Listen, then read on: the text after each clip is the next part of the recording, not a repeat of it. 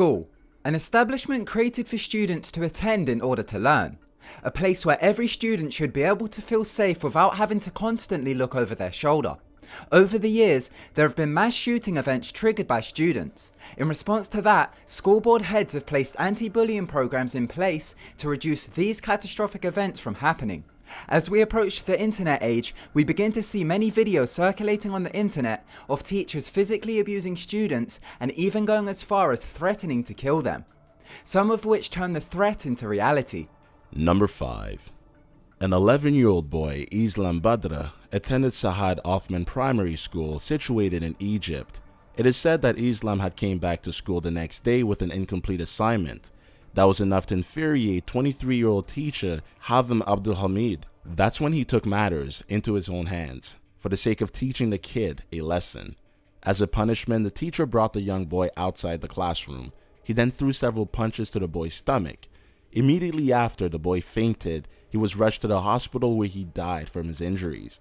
The severe blows to the chest injured the boy's stomach, consequently causing 4 broken ribs and a rapid downfall in blood pressure, followed by a heart failure. This story caused an outrage within the country, where the young boy's father blamed Egypt's failed educational system for hiring young and experienced people as teachers. In the meantime, Abdul Hamid is serving a 6-year sentence. Number 4. It isn't a myth that Taliban are a major threat in Middle Eastern and South Asian countries. Not only does this urge citizens living under their conditions to carry and hide guns in their homes, but it's common for them to also bring their weapons into their workplace as a means of security. In 2014, the Pakistani government passed down a law in which allowed school staff to bring guns with them to their workplace. A school in the city of Peshawar fell victim to a deadly Taliban attack. It claimed the lives of 132 students. This was the deadliest attack in Pakistani history. This event was the motive for the law to be passed down in the first place. It hadn't even been a year until the first incident happened.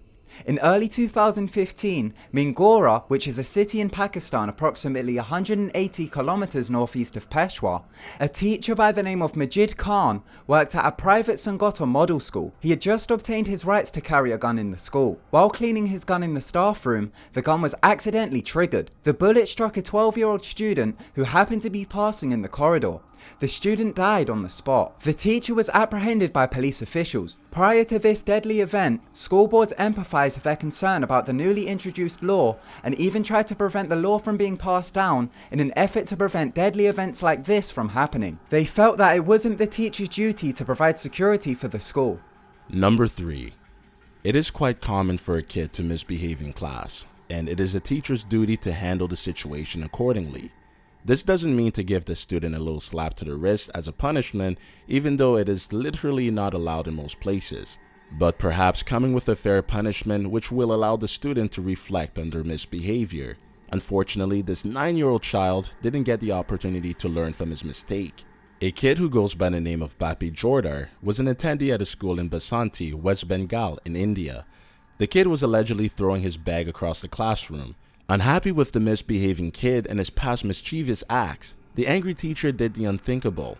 As student witnessed the event unfold, she grabbed the 9-year-old's head and began to repeatedly smash it against the wall. The child was rushed to a local hospital where he suffered from his injuries and died from excessive hemorrhage. As for the teacher, she was arrested and charged with manslaughter. There wasn't much to say about the incident from officials, other than a few words addressed by the Minister of Education, who said strong actions will be taken if proven guilty. Number 2. On April 20th, 1999, one of the deadliest mass school shootings occurred. This is where 2 students, Dylan Klebold and Eric Harris, entered the Columbine High School in Jefferson County, Colorado, claiming the lives of 16 people.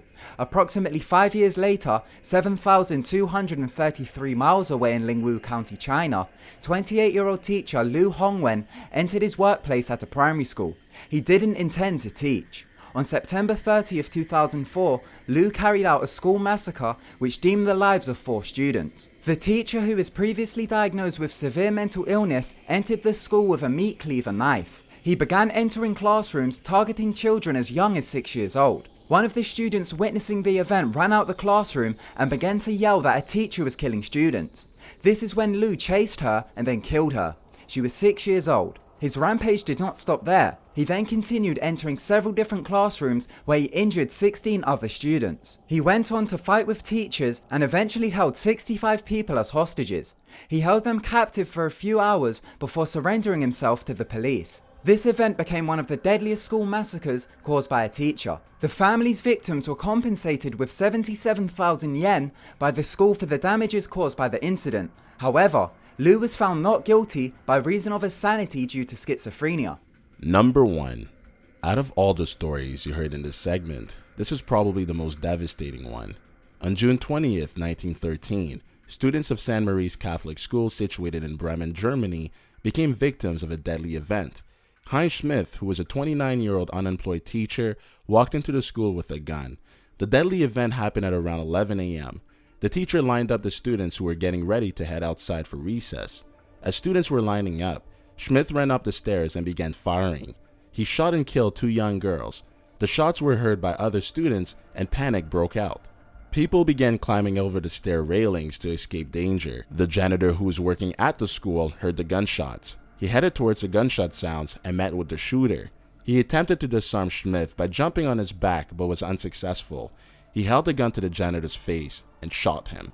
The bullet shattered his jaw and exited through his cheek. Schmidt then headed to the courtyard where he saw several boys trying to escape. He shot and struck about 5 of them. Before police could apprehend Schmidt, the chaos went on for about 15 minutes, claiming the lives of 5 girls and wounding about 21 others. Heinz was never tried for his crime. However, he was sent to a psychiatric institute due to mental illness, where he died in 1932. Thank you all for watching this video. Don't forget to subscribe to us for more updates. Don't forget to also like this video if you enjoyed it. Take care.